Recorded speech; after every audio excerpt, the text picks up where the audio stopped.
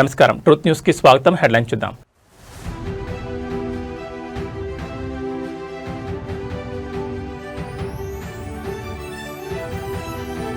ఖమ్మంలో హైడ్రామా, తెలంగాణ జాగృతి అధ్యక్షురాలు కవిత arrest.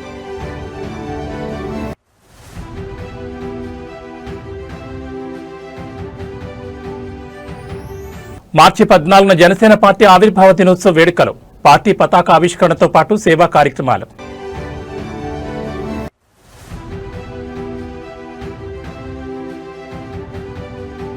Gandipet Golconda resorts లో బీఆర్ఎస్ కీలక వర్క్ షాప్ ప్రారంభం. అసెంబ్లీ వ్యూహాలపై ఎమ్మెల్యేలు ఎమ్మెల్సీలకు కేటీఆర్ దిశానిర్దేశం.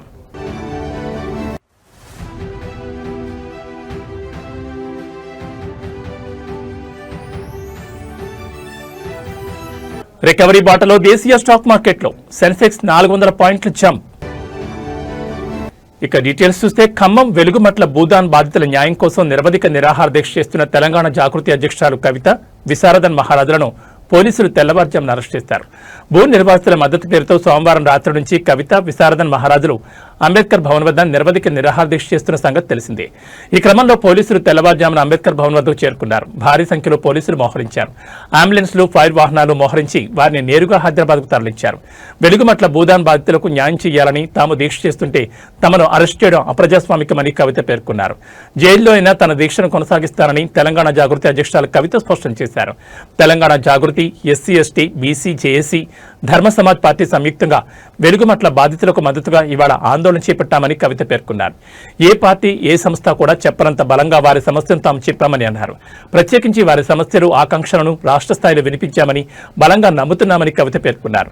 ఈ సమస్య పరిష్కారం అయ్యే వరకు కూడా రకరకాలుగా ఆందోళన చేస్తామని భూ నిర్వాసితులకు కవిత హామీ ఇచ్చారు.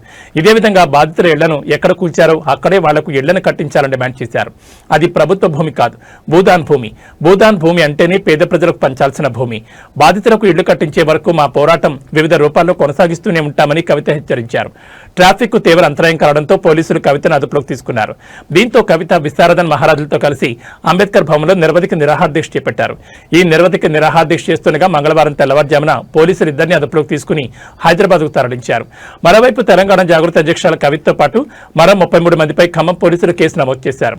భూ నిర్వాసితుల మద్దతు పేరుతో జాగృతి అధ్యక్షురాలు కవితతో పాటు ఖమ్మం జిల్లాతో సంబంధం లేని 33 మందిపై కేసు నమోదు చేశారు. రోడ్డుపై బైఠాయించి ట్రాఫిక్ అంతరాయం కల్పించినందుకు కేసులు నమోదు చేశారు.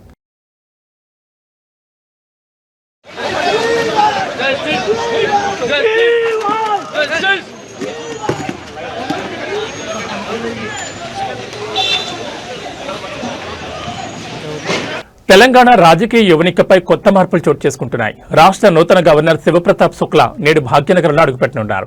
గతంలో హిమాచల్ ప్రదేశ్ గవర్నర్ గా పనిచేసిన ఆయన ఇప్పుడు తెలంగాణలో బాధ్యతలు చేపట్టబోతున్నారు. కాసేపట్లో శంషాబాద్ ఎయిర్పోర్ట్ కు చేరుకోనున్న శుక్లాకు ముఖ్యమంత్రి రేవంత్ రెడ్డి, ఇతర మంత్రులు, ఉన్నతాధికారులు ఘనంగా స్వాగతం పలుకుతున్నారు. ఇప్పటి వరకు ఇక్కడ గవర్నర్ గా ఉన్న జిష్ణుదేవ్ వర్మ మహారాష్ట్రకు బదిలీ కాగా ఆయన నేడు సాయంత్రం ముంబైలో ప్రమాణ స్వీకారం చేయనున్నారు. నూతన గవర్నర్ గా శివప్రతాప్ శుక్లా రేపు ప్రమాణ స్వీకారం చేసే అవకాశం ఉంది. ఈ నియామకం రాష్ట్ర అసెంబ్లీ బడ్జెట్ సమావేశాల వేళ అత్యంత ప్రాధాన్యత సంతరించుకుంది. మార్చి 16వ తేదీ నుంచి ప్రారంభం కానున్న అసెంబ్లీ సమావేశాల్లో తొలి రోజున ఉభయ సభలను ఉద్దేశించి ఆయన ప్రసంగిస్తారు. ఉత్తరప్రదేశ్ చెందిన శుక్లాకు రాజకీయాల్లో సుదీర్ఘ అనుభవం ఉంది. గతంలో కేంద్ర ఆర్థిక శాఖ సహాయ మంత్రిగా పనిచేసిన ఆయన సీనియర్ పార్లమెంటేరియన్ గా కూడా పేరు తెచ్చుకున్నారు.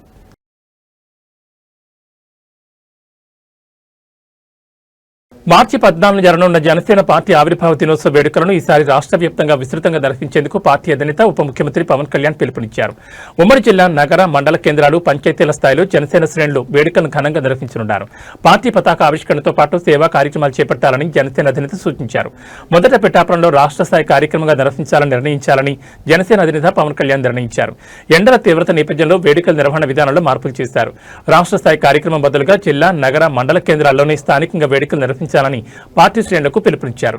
జన సైనికులు, వీర మహిళలు, పార్టీ నాయకుల సమక్షంలో ఈ కార్యక్రమాలు జరగనున్నాయి. ఉద్యమ సభ్యత్వం పొందిన వారితో కలిసి వేడుకలు నిర్వహణ ఉంటుంది. పార్టీ సిద్ధాంతాలు, రాష్ట్ర అభివృద్ధి లక్ష్యాలను పవన్ ప్రజలకు వివరించనున్నారు.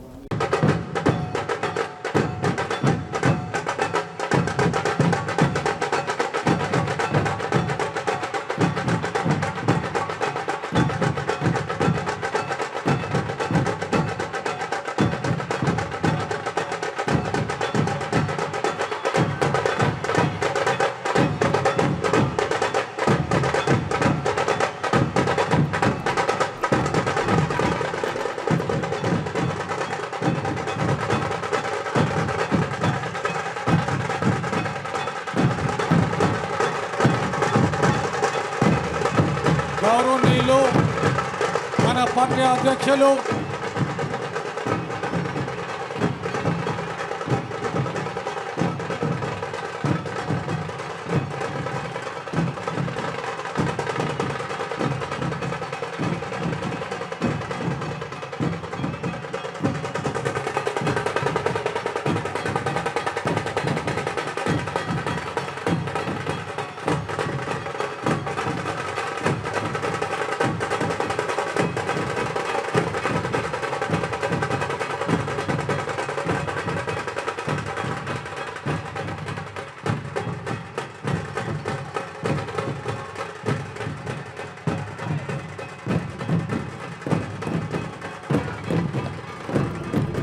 ఢిల్లీ మద్యం కేసులో రౌజ్ అవెన్యూ సిబిఐ ప్రత్యేక న్యాయస్థానం ఆమ్ ఆద్మీ పార్టీ అగ్రనేతలు అరవింద్ కేజ్రీవాల్, మనీష్ సిసోడియా, తెలంగాణ జాగృతి అధ్యక్షులు కె కవిత్తో పాటు మరో 20 మందికి విముక్తి కలిగించినప్పటికీ ఈడీ మాత్రం ఈ కేసును వదిలేలేదు.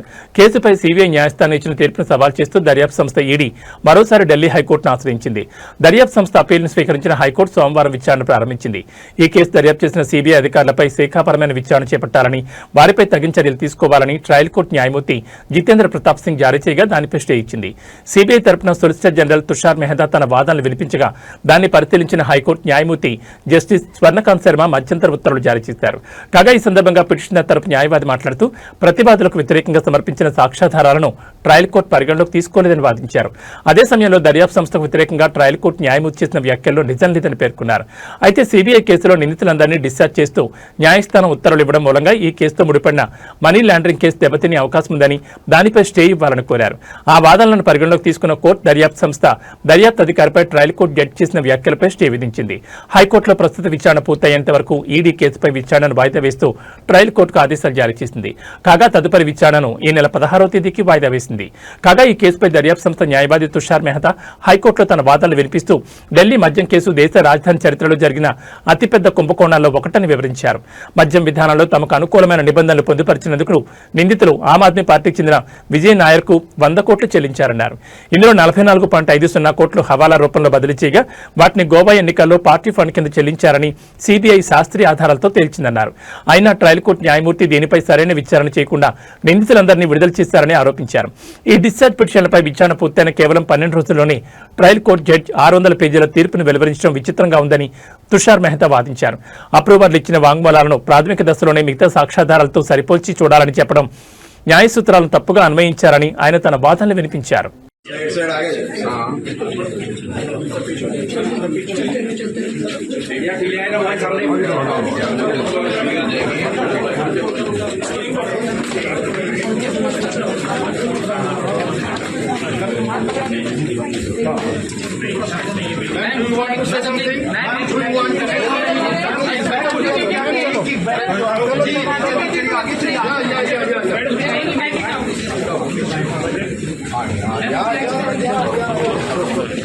सर पीछे हो जाइए, सर पीछे। अरे भाई पीछे हो जाओ, पीछे हो जाओ भाई, पीछे हो जाओ।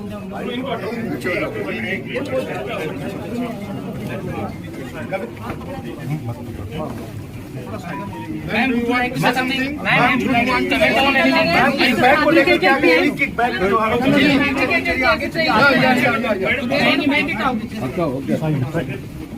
Ma'am, would you like to say something?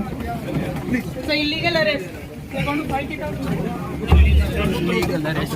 जाती थी केजरीवाल भ्रष्ट है, केजरीवाल भ्रष्ट है।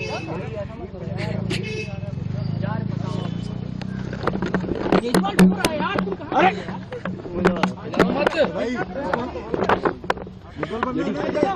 हो गए संभालिए सर, अपने आप संभालिए, हिम्मत सर, लाओ मत भाई। ये केजरीवाल भ्रष्ट नहीं है।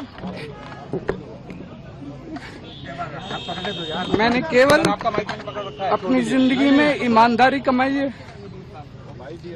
इन्होंने झूठा केस लगाया और आज ये साबित हो गया।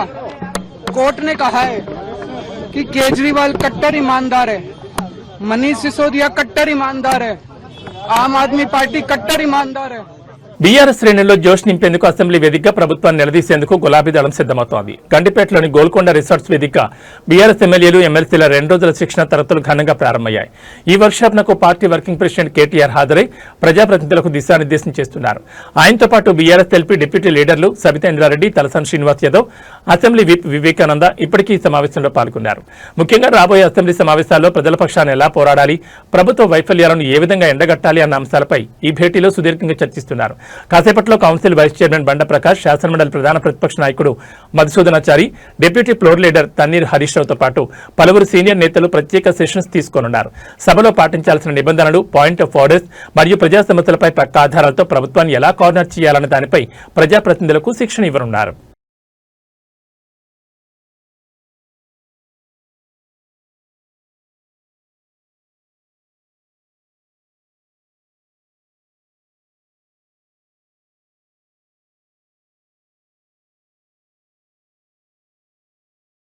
ఏపీలోని కదిరి నియోజకవర్గ రాజకీయాలు ఆసక్తికరంగా మారాయి. కదిరి లక్ష్మీ నరసింహస్వామి రథోత్సవం సందర్భంగా కూటమి మధ్య విభేదాలు బయటపడ్డాయి. కదిరి ఎమ్మెల్యే టీడీపీ నేత కందికుంట ప్రసాద్ ఆదేశాలతో పోలీసులు బీజేపీ నేత విష్ణువర్ధన్ రెడ్డిని అరెస్ట్ చేసినట్లు సమాచారం. ఈ రోజు ఉదయం తన అనుచరులతో నరసింహస్వామి రథోత్సవానికి వెళ్లేందుకు విష్ణువర్ధన్ సిద్దమయ్యారు.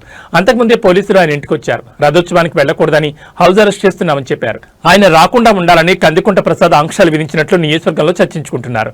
రథోత్సవం వద్ద ఉద్రిక్తలు తలెత్తే అవకాశం ఉందని ముందస్తు చర్యల్లో భాగంగా పోలీసులు విష్ణువర్ధన్ అరెస్ట్ చేశారు. దీనిపై ఎమ్మెల్యే కందికుంట ప్రసాద్ స్పందించారు. కదిరిలో ఎలాంటి వివాదాలు లేవని ఆయన స్పష్టం చేశారు. ఎమ్మెల్యే అయిన తానే రథం ఎక్కలేదని, ఎమ్మెల్యే అనే హోదాను తాను చూపించుకోవడం లేదని, ఎంతో తగ్గిముంటున్నారని ప్రకటించారు. చిన్న మనస్తత్వం ఉన్న వాళ్లే వివాదం సృష్టిస్తున్నారని, వారి సంగతి దేవుడే చూసుకుంటారని వెల్లడించారు.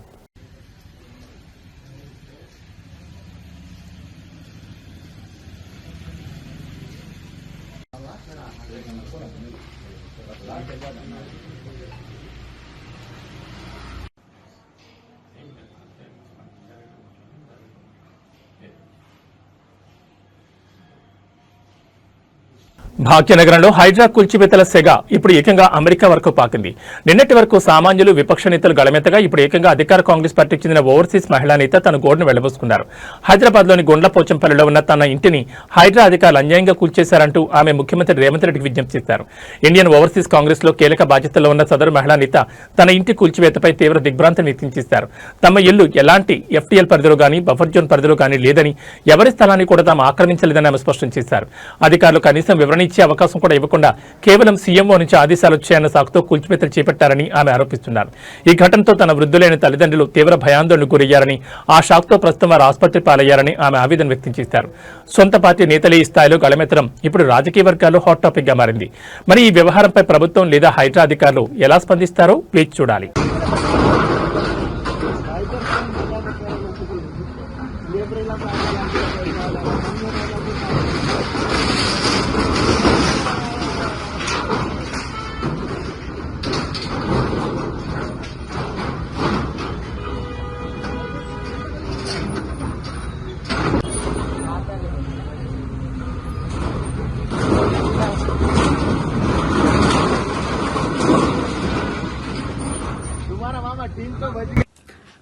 గౌరవనీయులైన తెలంగాణ ముఖ్యమంత్రి గారు శ్రీ రేవంత్ రెడ్డి గారి అన్నయ్యకి నమస్కారం. అండ్ మరియు తెలంగాణ ప్రజలకు అందరికీ నేను నమస్కారం చెప్పి నేను రిక్వెస్ట్ చేస్తున్నాను నాకు హెల్ప్ చేయాలని. నాది బ్యాక్ హోమ్ గ్రామం వచ్చి గుండ్లపోచంపల్లి, మేడ్చల్ మల్కాజ్గిరి. అండ్ నేను యుఎస్లో ఉంటాను. ఫర్ ద పాస్ట్ 24 years నుంచి యుఎస్లో ఉంటున్నాను. మా గుండ్లపోచంపల్లిలో నిన్న ఫ్రమ్ జిహెచ్ఎంసీ మేడ్చల్ ఆఫీస్ నుంచి ఏసీపీ సుకన్య గారు జేసీపీ తీసుకొని మనుషుల్ని, పోలీసుల్ని తీసుకొని వచ్చి సడన్గా మాకు టైం ఇవ్వకుండా కొంతమంది సెలెక్టెడ్గా కొన్ని కుటుంబాలది ఇల్లులు permanent structure with no intimation, no permission వచ్చేసి జేసీపీతో డిస్మాంటిల్ చేసేసారు. దీనివల్ల మా ఇంట్లో మా అమ్మ, మా నాన్న వృద్ధులు, వాళ్ళు 75-80 years ఓల్డ్ ఉంటారు. అండ్ ఈ సడన్గా చూసేసి మా మదర్ బ్రీత్లెస్ అయిపోయారు అండ్ హాస్పిటలైజ్ అయిపోయారు. అండ్ ఎందుకు ఇలా జేసీపీతో కూలగొడుతూ డెమాలిష్ చేస్తున్నారని అని అడగగా మీరు కోర్టుకు వెళ్ళండి, మాకు సీఎంఓ ఆఫీస్ నుంచి ఆర్డర్స్ ఉన్నాయని చెప్పేసి ఈ విధంగా జేసీపీతో ఎంతమంది రిక్వెస్ట్ చేసినా వినకుండా నాకు ఆర్డర్స్ ఉన్నాయని చెప్పేసి డెమాలిష్ చేసేసారు. మేము ఈ ఇల్లు 2002లో కట్టుకున్నాము, మెయిన్ రోడ్కి లేదు, మా పట్టా భూమిలో ఎఫ్టీఎల్లో కాదు, నాలాలో కాదు, 100 ఫీట్స్ అవే రోడ్ నుంచి మేము కట్టుకున్నాము. మేము ఎవరిది ఆక్రమించలేదు. అండ్ సడన్గా వచ్చేసి భయభ్రాంతులకు గురి చేశారు ఆ గ్రామంలో, గుండ్లపోచంపల్లి గ్రామంలో. సో ఏ విధంగా డిస్మాంటిల్ చేశారో మీరు చూడండి. ఈ విధంగా మా ఇంట్లో రేకులు కూర్చేస్తుంటూ పిల్లర్ని కూల్చేశారు. అండ్ మధ్యలో క్రాక్స్ పెట్టారు ఇంటికి. అండ్ ఎక్కడ పడితే అక్కడ వాళ్ళ పాపము కెమెరాలు ఉంటే, కాస్ట్లీ ఐటమ్స్ ఉంటే వాటిని మొత్తం డిస్మాంటిల్ చేసేశారు. ఆధ్యాత్మిక నగరం తిరుపతిలోని జాతీయ సంస్కృత విశ్వవిద్యాలయం ఒక్కసారిగా ఆందోళనతో దద్దరిల్లింది. క్యాంపస్లో కనీస సౌకర్యాలు కరువయ్యాయంటూ విద్యార్థులు కదం తొక్కారు. విశ్వవిద్యాలయ వైస్ ఛాన్సలర్ ఛాంబర్ ఎదుట బైఠాయించి భారీ ఎత్తున ధర్నా దిగారు. గత కొంతకాలంగా క్యాంపస్లో ఆహార నాణ్యత అత్యంత అధ్వానంగా ఉందని, పారిశుద్ధ్యం పూర్తిగా లోపించిందని విద్యార్థులు ఆరోపిస్తున్నారు. మెస్లో పెడుతున్న అన్నం తినలేకపోతున్నామని, అధికారులకు ఎన్నిసార్లు మొరపెట్టుకున్నా ఫలితం లేకపోవడంతో నేరుగా వీసీ కార్యాలయాన్ని ముట్టడించారు. తమ సమస్యలు తీరే వరకు కదిలేది లేదు, వీసీ వెంటనే బయటకు వచ్చి సమాధానం చెప్పాలంటూ విద్యార్థులు నినాదాలతో హోరెత్తిస్తున్నారు. అటు పారిశుద్ధ్య లోపంతో అనారోగ్యాల బారిన పడుతున్నామని విద్యార్థులు సైతం ఆవేదన వ్యక్తం చేస్తున్నారు. ప్రస్తుతం యూనివర్సిటీలో ఉద్రిక్త వాతావరణం నెలకొంది. మరి అధికారులు దిగొచ్చి విద్యార్థులకు హామీ ఇస్తారో లేదో చూడాలి.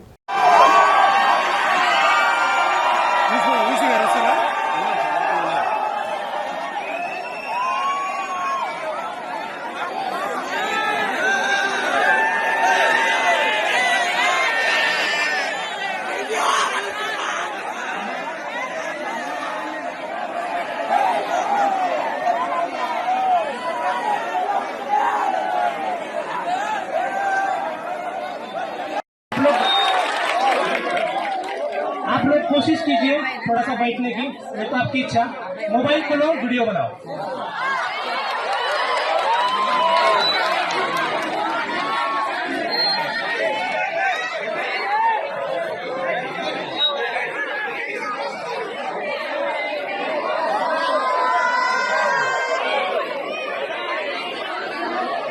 తెలంగాణ పోలీస్ నిరుద్యోగ జేఏసీ మిలియన్ మార్చ్ నేపథ్యంలో దిల్సుఖ్ నగర్ లో ఉద్రిక్త వాతావరణం నెలకొంది. 20,000 పోలీసు ఉద్యోగాలతో నోటిఫికేషన్ విడుదల చేయాలని డిమాండ్ చేస్తూ జేఏసీ నేడు నిరసనలకు పిలుపునిచ్చింది. సీఎం రేవంత్ రెడ్డి ఎన్నికలకు ముందు ఇచ్చిన హామీలను నిర్లక్ష్యం చేస్తున్నారని నిరుద్యోగులు ఆగ్రహం వ్యక్తం చేస్తున్నారు. ఉద్యోగ నోటిఫికేషన్తో పాటు వయోపరిమితిని 35 ఏళ్లకు పెంచాలని డిమాండ్ చేస్తున్నారు. దీంతో ముందస్తుగా దిల్సుఖ్ నగర్ లో పోలీసు బలగాలు భారీగా మోహరించాయి. పలువురిని ముందస్తు అరెస్టులు చేశారు.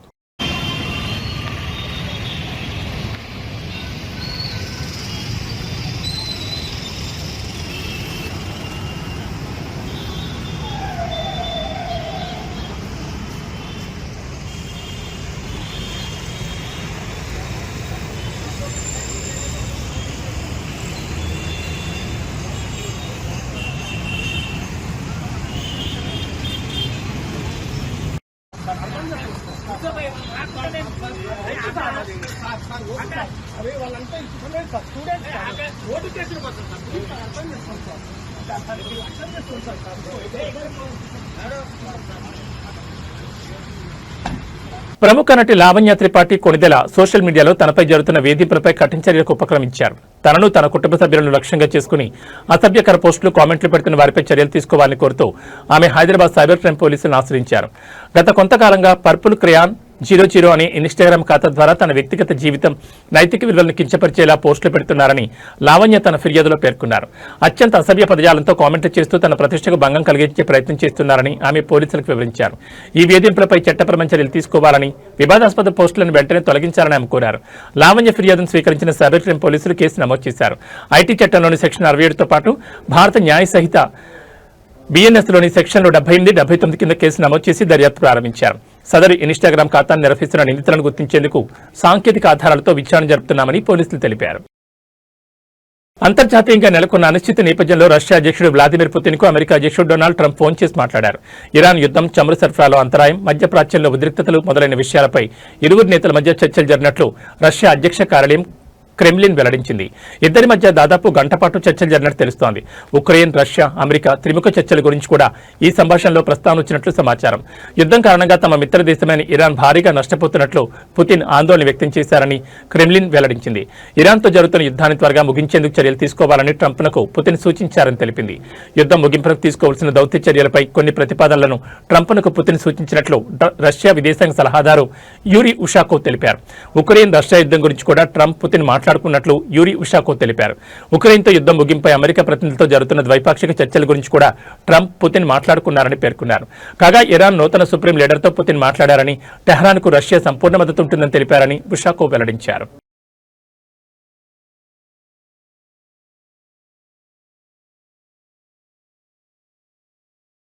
మధ్యప్రాచ్యంలో నెలకొన్న యుద్ధ వాతావరణం భారత హోటల్, రెస్టారెంట్ పరిశ్రమపై తీవ్ర ప్రభావం చూపుతోంది. ఇరాన్, ఇజ్రాయెల్, అమెరికా ఉద్రిక్తతల కారణంగా కీలకమైన ఇంధన రవాణా మార్గాల్లో అంతరాయాలు ఏర్పడడంతో దేశంలోని ప్రధాన నగరాల్లో వాణిజ్య వంట గ్యాస్ సిలిండర్లకు తీవ్ర కొరత ఏర్పడింది. బెంగళూరు, చెన్నై, ముంబై వంటి నగరాల్లోని హోటళ్లు మూసివేత అంచుకు చేరుకున్నాయి. ఈ నేపథ్యంలో కేంద్ర ప్రభుత్వం జోక్యం చేసుకుని ఎల్పీజీ ఉత్పత్తిని పెంచాలని చమురు శుద్ధి కర్మాగారాలను ఆదేశించింది. గ్యాస్ సరఫరా నిలిచిపోవడంతో ఇవాళ నుంచి నగర వ్యాప్తంగా హోటళ్లు, రెస్టారెంట్లు మూతపడే అవకాశం ఉందని బెంగళూరు హోటల్స్ అసోసియేషన్ సోమవారం ప్రకటించింది. హోటల్ పరిశ్రమ అత్యవసర సేవల కిందకు వస్తుంది. రోజువారీ భోజనం కోసం హోటల్పై ఆధారపడే సామాన్యులు, విద్యార్థులు, వైద్య నిపుణులు తీవ్ర ఇబ్బందులు ఎదుర్కొంటున్నారని ఆ సంఘం ఆందోళన వ్యక్తం చేసింది. 70 రోజుల పాటు నిరంతరాయంగా గ్యాస్ సరఫరా చేస్తామని చమురు కంపెనీలు హామీ ఇచ్చి ఇప్పుడు ఉన్నట్టుండి నిలిపివేయడం పరిశ్రమకు పెద్ద దెబ్బని పెరిగింది. అయితే చివరి బొట్టు గ్యాస్ ఉన్నంత వరకు ప్రజలకు సేవ చేస్తూనే ఉంటామని అసోసియేషన్ అధ్యక్షుడు పీసీ రావు స్పష్టం చేశారు. చెన్నైలో పరిస్థితి మరింత క్లిష్టంగా మారింది. ఆసుపత్రులు, ఐటీ పార్కులు, హాస్టళ్లు, ప్రయాణికులకు 24 గంటల ఆహారం అందించే పరిశ్రమకు గ్యాస్ సరఫరా నిలిచిపోతే తీవ్ర పరిణామాలుంటాయని చెన్నై హోటల్స్ అసోసియేషన్ అధ్యక్షుడు ఎం రవి ప్రధాని మోడీకి లేఖ రాశారు. ముంబైలో ఇప్పటికే దాదాపు 20% హోటళ్లు, రెస్టారెంట్లు కార్యకలాపాలు నిలిపివేశాయి.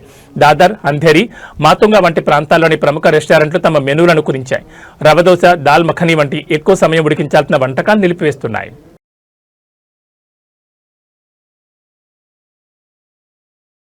పెళ్లిళ్లు, శుభకార్యాల సమయాల్లో మళ్లీ బంగారం ధరలు షాకిచ్చాయి. పశ్చిమాసియా యుద్ధం కారణంగా గత కొద్ది రోజులుగా ధరలు తగ్గుముఖం పట్టాయి.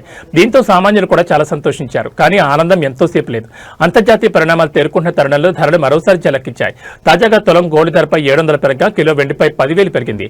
తులం గోల్డ్పై 700 పెరగడంతో బులియన్ మార్కెట్లో 24 క్యారెట్ల 10 గ్రాముల ధర 1,62,380 దగ్గర ట్రేడ్ అవుతోంది. ఇక 22 క్యారెట్ల 10 గ్రాముల ధరపై 650 రూపాయలు పెరగడంతో 1,48,850 దగ్గర అమ్ముడవుతోంది. ఇక 18 క్యారెట్ల 10 గ్రాముల బంగారం ధరపై 530 పెరగడంతో 1,21,790 దగ్గర ట్రేడ్ అవుతోంది. ఈ రోజు సిల్వర్ ధర భారీ షాక్ ఇచ్చింది. ఈ రోజు కిలో వెండి ధరపై 10,000 పెరగడంతో బులియన్ మార్కెట్లో కిలో వెండి 2,90,000 దగ్గర అమ్ముడవుతోంది. హైదరాబాద్, చెన్నైలో మాత్రం కిలో వెండి ధర 3 లక్షల దగ్గర ట్రేడ్ అవుతోంది. ఢిల్లీ, ముంబై, కోల్కతాలో కిలో వెండి 2,90,000 దగ్గర అమ్ముడవుతోంది. అమెరికా, ఇజ్రాయెల్ వర్సెస్ ఇరాన్ యుద్ధం కారణంగా స్టాక్ మార్కెట్లు గత కొద్ది రోజులుగా నష్టాల్లో కొనసాగుతున్నాయి. ఈ క్రమంలో సోమవారం కూడా భారీ నష్టాలు ముగిశాయి. కానీ గత సెషన్లో భారీ పతనంతో ఇన్వెస్టర్లను ఆందోళన గురిచేసిన భారతీయ స్టాక్ మార్కెట్లు నేడు ఉదయం నుంచే రికవరీ బాటపట్టాయి. అంతర్జాతీయ మార్కెట్ల నుంచి అందిన సానుకూల సంకేతాలతో పాటు కనిష్ట స్థాయిల వద్ద ఇన్వెస్టర్లు కొనుగోళ్లకు మొగ్గు చూపడం మార్కెట్లకు భారీ ఊతాన్నిచ్చింది. ప్రస్తుతం సెన్సెక్స్ 77,991 పాయింట్ల వద్ద ట్రేడ్ అవుతూ సుమారు 425 పాయింట్ల లాభంతో బలంగా కొనసాగుతోంది. అటు నిఫ్టీ కూడా తన కీలక స్థాయిలను తిరిగి పుంజుకుని 24,139.25 పాయింట్ల వద్ద ట్రేడ్ అవుతూ ఇన్వెస్టర్లలో ఆశలు చిగురింపు చేస్తోంది. నేటి మార్కెట్ గమనానికి ప్రధానంగా ఐటీ, బ్యాంకింగ్, ఫైనాన్షియల్ సర్వీసెస్ రంగాలు వెన్నుదన్నుగా నిలిచాయి. నిన్నటి భారీ నష్టాల తర్వాత నాణ్యమైన షేర్ల ధరలు ఆకర్షణీయంగా మారడంతో దేశీయ ఇన్వెస్టర్లు పెద్ద ఎత్తున కొనుగోలు చేపట్టారు. దీనికి తోడు అమెరికా, ఇతర ఆసియా మార్కెట్ల సానుకూల ధోరణి కూడా మన మార్కెట్లలో ఉత్సాహాన్ని నింపింది. ప్రస్తుత ట్రెండ్ కొనసాగితే మార్కెట్లు మరింత లాభాల్లో ముగిసే అవకాశం ఉందని విశ్లేషకులు భావిస్తున్నారు.